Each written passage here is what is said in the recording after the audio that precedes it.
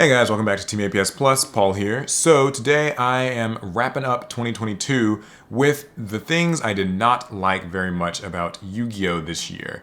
But worry not, if you think I'm just here to complain, which I typically am, you're kinda right, it's okay because I'm also going to be making a video where I sort of summarize my favorite things, and that's going to be going up tomorrow, so you can watch that if you just want positivity, but also, like, you know what video you clicked, right? Like, I mean, come on. So anyways, yeah, this year had lots of good, to be fair, but also there were some negative things that certainly put a damper on this year for Yu-Gi-Oh! Players or fans or enthusiasts or whatever. I think the first and obviously biggest one is the death of Kazuki Takahashi. This one just hit really hard. I mean, I really think that this is kind of one of those things that it almost just sort of felt like it couldn't happen, which I don't know if you guys have ever, I mean, everyone's kind of experienced the death of a loved one, I would think. It almost kind of feels like the type of thing that you just don't feel like it's real. Like, it doesn't, like, it almost seems like this person is just, they just exist in perpetuity, but clearly, you know, this was a reminder that that's not the case. And, you know, rest in peace to him. I think that the way that he went out is a very noble one. He was actually trying to save people.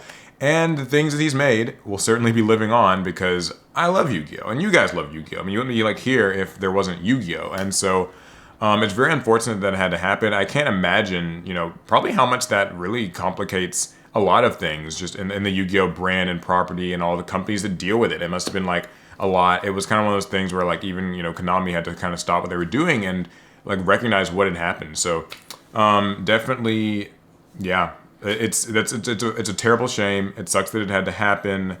But thank you for Yu-Gi-Oh! At least. Now, as for things that are a little bit maybe less heavy than that, I would say that probably the biggest weakness of Yu-Gi-Oh! This year was the big power creep spike, like in the latter half of the year. I think that this is kind of one of those ones where it depends on who you ask as to whether or not this is a good or a bad thing. But I'm of course talking about the release of Power of the Elements that gave us Sprite and Terra Element, and then further the cards that came out in Darkwing Blast, like the Bestial Monsters, and then Magnificent Mavens with its Ishizu support. A Tier 0 format is upon us. I mean, we've had multiple events to kind of let that sink in, and we see that the Ishizu Terra Elements deck is extremely dominant, extremely, it's a lot. I mean, it's very difficult for most decks to push through the resource gain, the disruption, and just everything that the deck has. It's one of those ones that, at least for me personally, I don't find it very pleasant to like watch it in action. I think that all the card milling and, you know, chain link 10s are not exactly logistically fun, but they can, if nothing else, be exciting. So I'm trying to kind of see this as a glass half full moment. I think that it's something where like some competitive players have found a lot of joy in the sort of Terra Elements format. It's one where like it does reward skill, so I know like that's an argument that comes up a lot. And I have to admit, I mean, I think that the Ditto seems like it's highly interactive and highly decision based. So that's a good thing. But I do think that formats like this, where it sort of feels like one deck is just far and away extremely dominant, and other decks have a lot of trouble being able to, you know, compete and even just stand a chance, is not very cool, especially since there still aren't really alternative ways to play Yu-Gi-Oh! Right now. Konami has begun to half-heartedly support things like Time Wizard format, and I've heard a little bit more about like Heart of the Underdogs and tournaments I've popped up with that. I've heard that like Rivalry of Warlords is supposed to be getting more support in upcoming YCS events. So there's certainly some positivity on the horizon, but the fact that, you know, Yu-Gi-Oh's had just this huge surge in power creep where an entire, just the release of one set pushed back everything before it, like, you know, Branded Despia, Sword Soul, they really didn't even have to get like ban list hits, they just got power crept. That's maybe not the most pleasant thing. But let's see, what did I have written here next? Yeah, I think also I would say that Yu-Gi-Oh! Had maybe a weaker first half in products. I was recently on a video on MST TV with Ruxin and Sam and of course Tom Box, where we were kind of talking about the product releases throughout the year. And I do think that 2022, while it obviously ended on a pretty strong note in products, did not maybe start off all the best. I think that what was the very first thing was technically that Hidden Arsenal Chapter 1 thing, which nobody really seemed like they wanted that product. And Battle of Chaos and Dimension Force were not like the most exciting sets. Ghost from the Past, the second haunting, was depends on who you ask. I think some people really liked all the new ghost rares and the fact that they're kind of easier to pull, but also like it seemed like it didn't stand the test of time maybe as well as the first Ghost from the Past did. Again, that I'm not saying like these products were awful or anything, but just that it does feel like kind of the first half of the year in 2022 was maybe not like the best in terms of products. As for the next thing, I've got Mystic Mine. So technically this card's existed since like 2019, but I think that with the return of physical events and people being able to go back to tournaments, it seems like Mystic Mine really got a lot more, I guess, time on the main stage. We had to sit through a lot of grueling feature matches that had, well, turns that just kind of went on with nothing happening over and over and over again.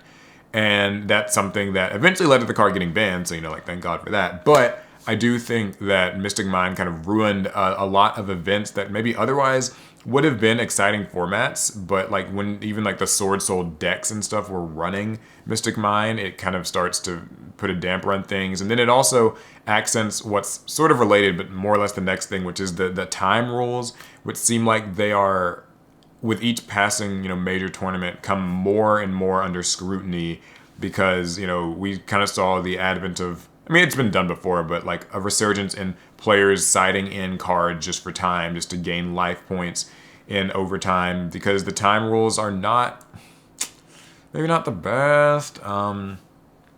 I don't know if I'd call it a negative thing. I mean, I still know that for tournament logistics, the time rules do allow for tournaments to end sooner, and so, venues don't have to be like closing at 2 a.m. and all of the trouble and hassle that comes with that. But I do think that there's some dissatisfaction that players have around, not necessarily just playing matchups, but also playing the clock. And then with the advent of Ishizu tier elements, it does seem like that can kind of get pushed a little bit further. And Mystic Mine obviously pushed it further. Now that Mystic Mine is banned, you would think, well, okay, maybe time shouldn't be as much of an issue. But you still hear horror stories about this pretty much every day. So, yeah, I don't know. I think that the time rules are something that I would like to maybe see get some slight tweaks next year, but I'm not going to sit here and pretend that I'm the person who has the perfect solution for it. As you guys know, what my solution would just be that, like, you end the current turn and then you end the next player's turn, so at least, like, it doesn't feel so anticlimactic. But who knows, right? Like, that's just one possible solution. And then my last thing that I would say is that ban lists this year have been, like, sort of hit or miss.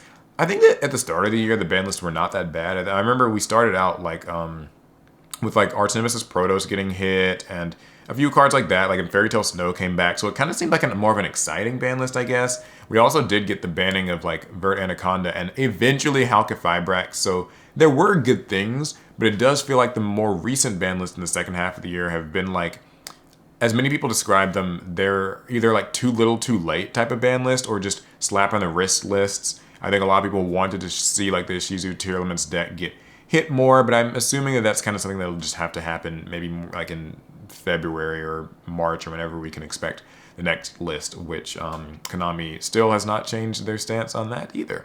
But yeah, I would say that overall this actually has not been the worst year for, like, just being a Yu-Gi-Oh player as a whole. Of course, the loss of Kazuki Takahashi is, like, the worst thing to happen.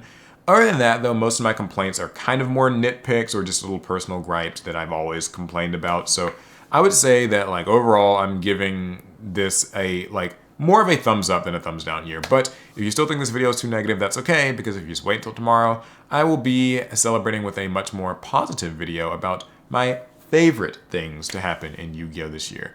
But let me know down in the comments, what do you guys think? What were the worst parts of Yu-Gi-Oh! Or things that you hope to see change? Things that you hope to see maybe improved going into next year because I did not quite nail it this year. All right, it's going to be it. I'll see you guys in the next one. Pass turn.